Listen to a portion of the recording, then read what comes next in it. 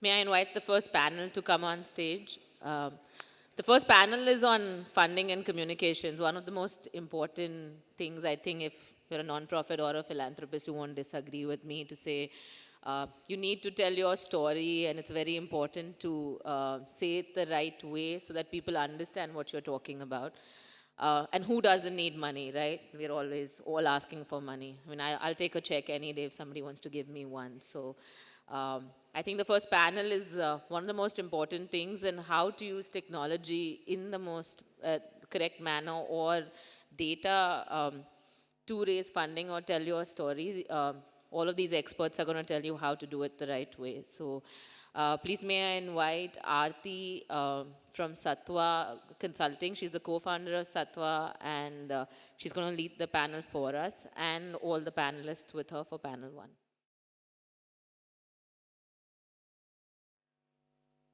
Hi, everyone. It's great to see such a diverse audience of people that are interested in philanthropy, enabling it, in achieving social impact on the ground with our work, and especially in the week with Danutsav, and we're really hoping that Danutsav this time is going to beat all records of the past years as well in terms of the scale and volume of giving.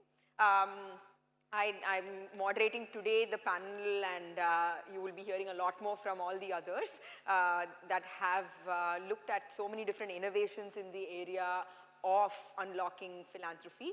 I just wanted to give a context to our discussion before we get started, because today we are, our panel, we are talking about how do we leverage technology, how do we leverage data in individual fundraising.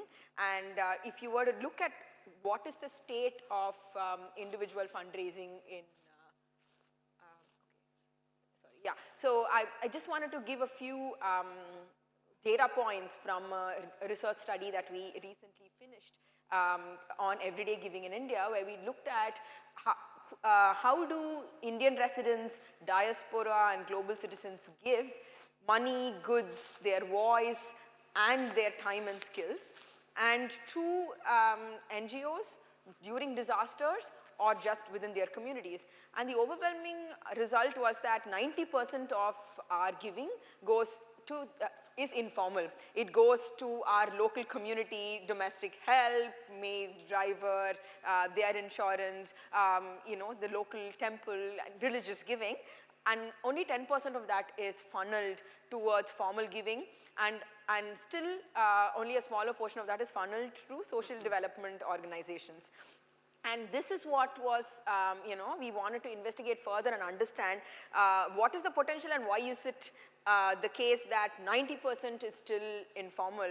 And if you look at the streams of giving is fairly substantial when it comes to disaster relief.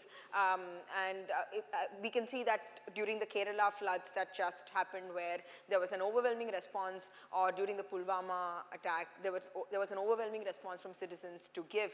And continuing now with Danutsav, there are quite a few you know, events happening, but still that we are fairly nascent when it comes to the ecosystem, where US and China, where 60% of giving, total philanthropy, comes from individuals, whereas in India it's hardly 6% yet formally. But we know that the potential is huge. If every one of us just gave as little as 1,000 rupees every year towards philanthropic causes, it could beat the combined philanthropy of corporate giving and institutional giving in India. So it's definitely not a small sum.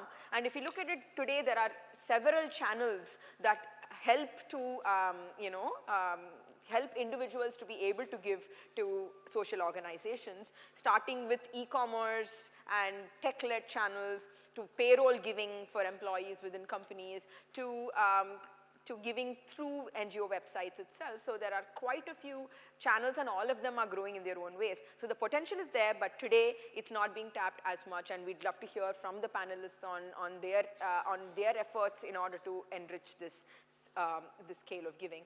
And if you look at the ecosystem of organizations in India that are looking to enhance individual giving, that's substantial as well.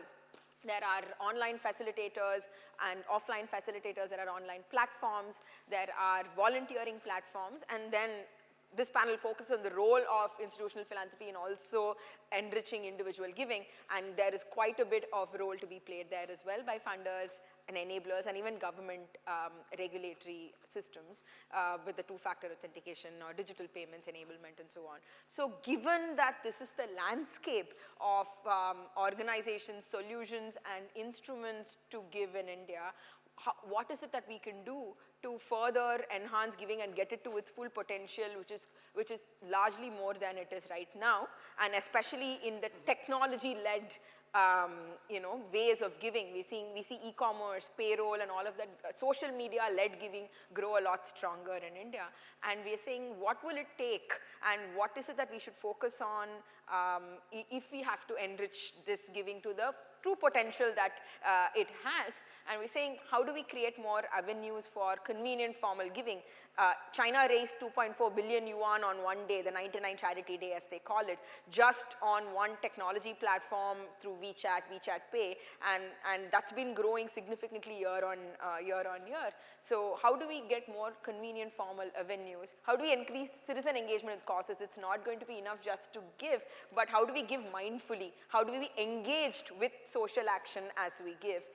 Third is, how do we leverage the current propensity towards community and religious giving to give to social development? And on the supply side, how do we strengthen the muscle of social purpose organizations to be able to raise funds from individuals and to be able to increase engagement from individuals?